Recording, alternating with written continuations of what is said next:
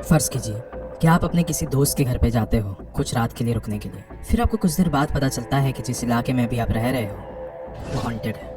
आसपास आपके सारे इर्द गिर्द आत्माओं का बसेरा है। अभी शायद से आपने इमेजिन कर लिया होगा, डर चुके होगे, खौफ में आ गए होगे, लेकिन आपको कैसा लगेगा सुनने में कि कई सालों पहले ऐसा एक इंसान के साथ हो चुका है जो कि उस वक्त वहीं पे खड़ा था और ये सारी चीज़ों को महसूस कर रहा था। वो अकेला था वहाँ पे, लेकिन सब के सब चीज़ों को महसूस कर रहा था। लेकिन आज की कहानी उसी बारे में है। आज की ये कहानी हैदराबाद की होने वाली है।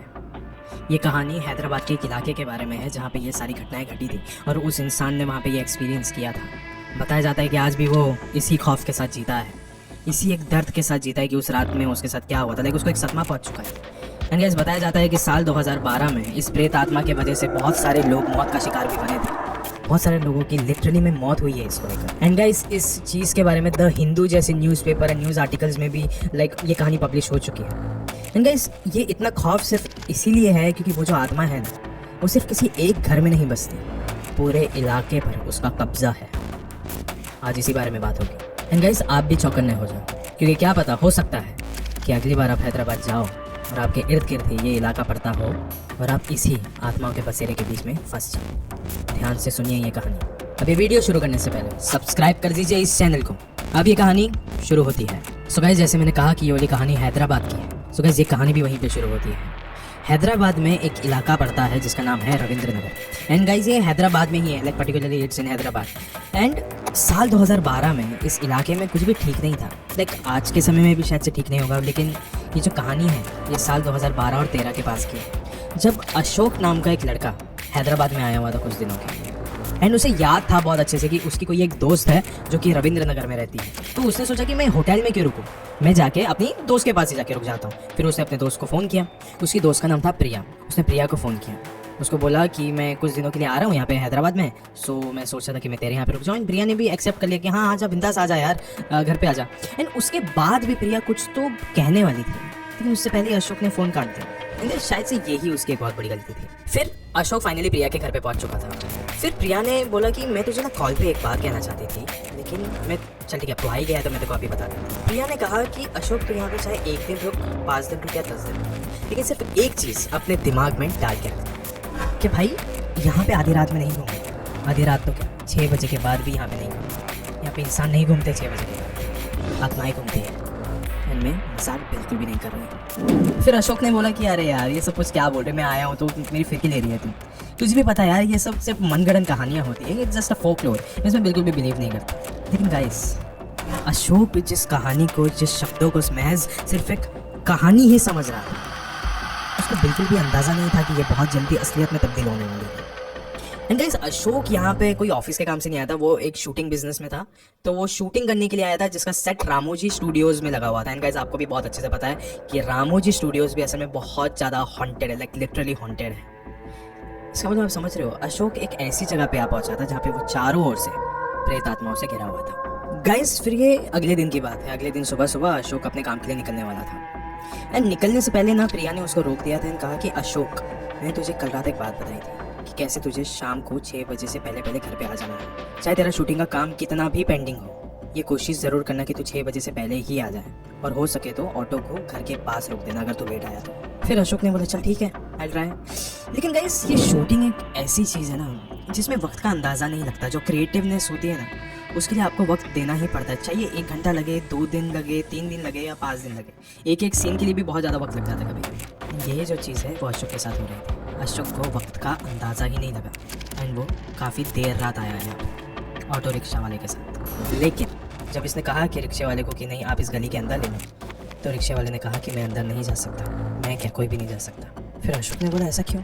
उसने बोला मुझे नहीं पता, आपको यहाँ से चलते ही अंदर जाना पड़ेगा। फिर अशोक को बहुत ज़्यादा वियर्ड लगा, लेकिन उसने बोला चलो ठीक है। लेकिन वो अशोक एक चीज़ देख सकता था कि वो ऑटो ड्राइवर ना बहुत ज़्यादा डरा हुआ है किसी चीज़ से, तो कांप उठ रहा था वो, गूज़बम्स आ रहे थे उसको, रोंगटे खड़े हो गए थे उसके। फिर अशोक ने चलना शुरू किया उस गली में। चलते चलते ना अशोक ने एक बहुत अजीब सी बात नोटिस करी कि हर वक्त जब भी रात हो जाती है तो स्टिल बहुत सारे लोग बाहर घूमना पसंद करते हैं। एंड हैदराबाद एक ऐसी जगह है, मतलब अच्छी खासी सिटी है वो, लेकिन फिर भी उस गली में ना बंदा था ना बंदे की जात। कोई इंसान नहीं दिख रहा था, कोई जानवर नहीं दिख रहा, कोई भी नहीं। सन्नाटा छाया हुआ था वहाँ पे अंधेरे में, कोई भी नहीं दिख रहा था। वो गली इतनी खाली लग रही थी, ऐसा लग रहा था कि कोई इंसान वहाँ पे रहता ही नहीं है। ये देखकर अशोक को अभी प्रिया की एक बात याद आ चुकी है जो उसने कहा था सुबह।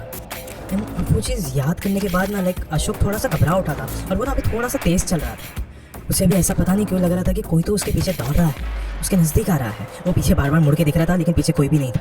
लेकिन अभी ना एक बार वो थोड़ा सा शांत हो गया था और उसने अभी फाइनली बस एक लास्ट टाइम उसको पीछे मुड़ के देखना था। एंड उसने देखा कि उसके थोड़े ही दूर कोई तो खड़ा है, लेकिन वो इंसान नहीं था, कोई आत्मा लग रही थी। इंसानों जैसे बिल्कुल भी लक्षण नहीं थे उसके, बहुत अलग था, सबसे अलग, बहुत खतरनाक। अभी अशोक धीरे धीरे भागने लग गया था। उसने बोला कि मुझे अभी बस तेज़ी से प्रिया के घर पे बस पहुंचना है। वो आवाज़ सुन सकता था अपने कानों से कि वो भी दौड़ रहा है, शायद से वो अभी इसे पकड़ ही नहीं, छोड़ेगा नहीं इसे।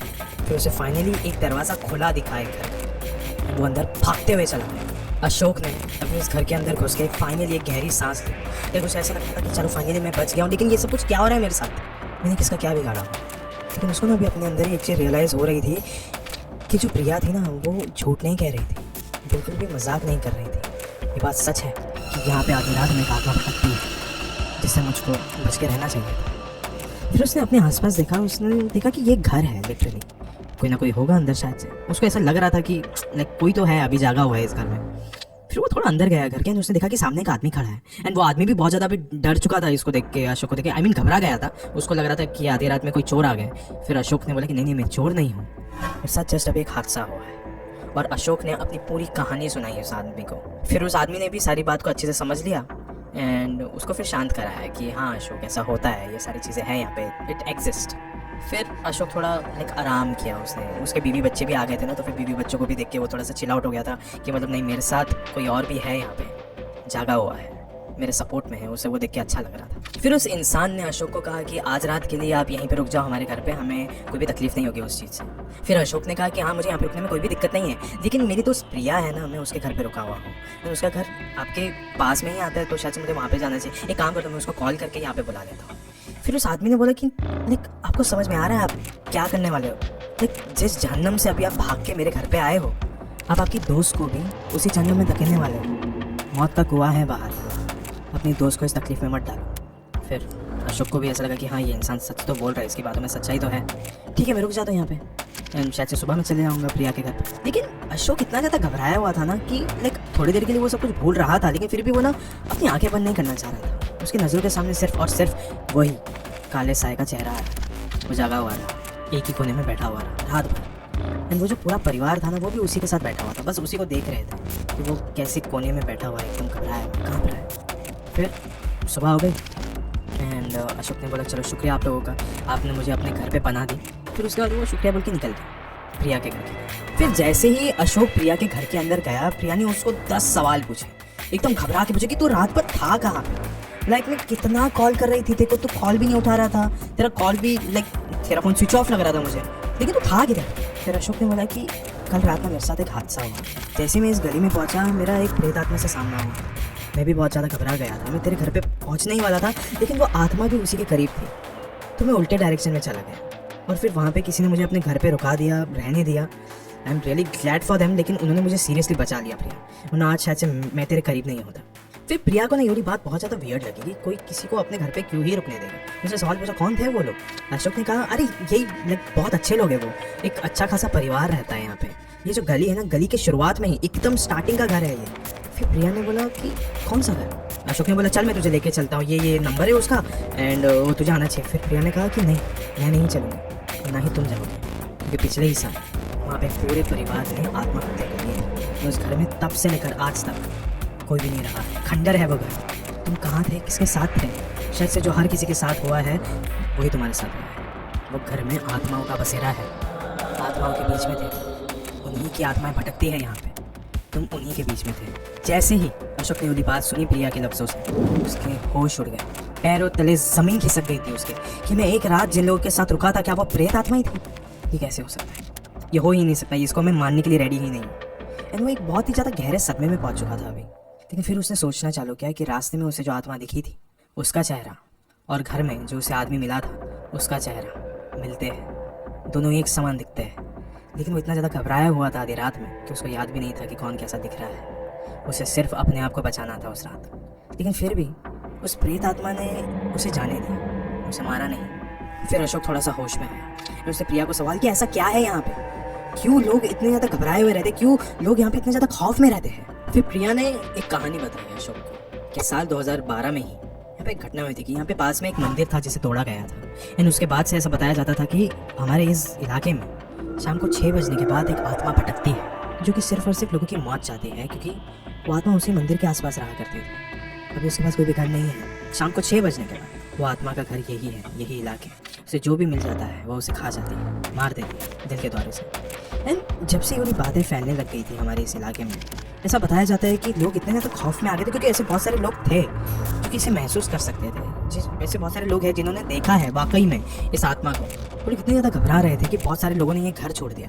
लोग यहाँ पे रहना ही नहीं पसंद करते थे, घर से बाहर ही नहीं निकलते थे। 6 बजे के बाद लॉक कर देते थे अपने घर के दरवाज़ों को। जो लोगों ने इसका सामना किया था वो अपने बीवी बच्चों को बचा नहीं पा रहे थे। बहुत से लोगों ने तो आत्महत्या भी कर ली सिर्फ इसी खौफ के वजह से। फिर गाइस ऐसे बहुत सारे लोग थे, एंड आज भी ऐसे बहुत सारे लोग हैं जिन्होंने अपने घर के बाहर जय श्री राम इसे लिखा हुआ है वहाँ पे, क्योंकि वो ऐसा समझते हैं कि शायद से अगर वो ये लिखेंगे तो फिर वो जो भूत है, वो जो प्रेत आत्मा है, वो आसपास नहीं भटकेगा, भाग जाएगा यहाँ से। जैसे कि नालेबा स्त्री मूवी आपने तो देखी है, exact this is the same situation in Hyderabad. ये पूरी कहानी सुनने के बाद अशोक लिटरली एक बात तो समझ गया था कि यहाँ पे मुझे नहीं रहना चाहिए, ये इलाका मेरे लिए सेफ नहीं है। तो अगर मैं यहाँ पे रहूँगा तो मैं बच नहीं पाऊँगा, जिंदा नहीं रह पाऊँगा। उसी दिन उसने दिन में ही वो पूरा इलाका छोड़ दिया, अपने घर वापस लौट गया। उस दिन के बाद से वो ना कभी हैदराबाद आया ना कभी रामोजी स्टूडियोज, बस चला गया वहाँ से इसी खौफ में। गाइस ये भूत प्रेत आत्मा है, ये एक ऐसी चीज़ है ना जो कभी भी किसी का भला नहीं चाहती। लाइक जो जेन्युइनली एक आत्मा है जो कि किसी चीज़ की वजह से मरी है, वो तो आपका कभी भी भला नहीं चाहेगी। लेकिन ऐसी भी आत्माएं होती है जो कि आपको भी उनके जैसा बनाना चाहती है।